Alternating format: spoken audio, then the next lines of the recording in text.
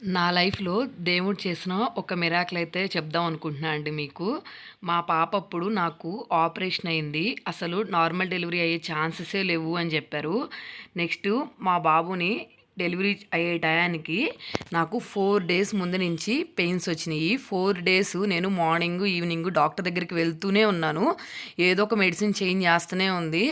ఎందుకు పెయిన్స్ వస్తున్నాయంటే వేడి వల్ల కూడా రావచ్చమ్మా ఇట్లాంటి టైంలో అని చెప్పింది.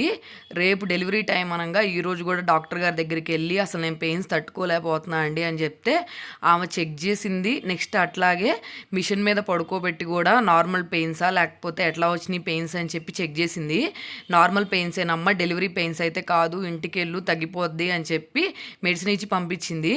ఇంటికి వచ్చిన తర్వాత ఆ మెడిసిన్స్ వేసుకున్న దగ్గర నుంచి పెయిన్స్ ఇంకా ఎక్కువైనాయి, తట్టుకోలేకపోయాను. మిగతాది నెక్స్ట్ వీడియోలో అయితే కంటిన్యూ చేస్తాను. వీడియో నచ్చితే వెంటనే సబ్స్క్రైబ్ చేసుకోండి.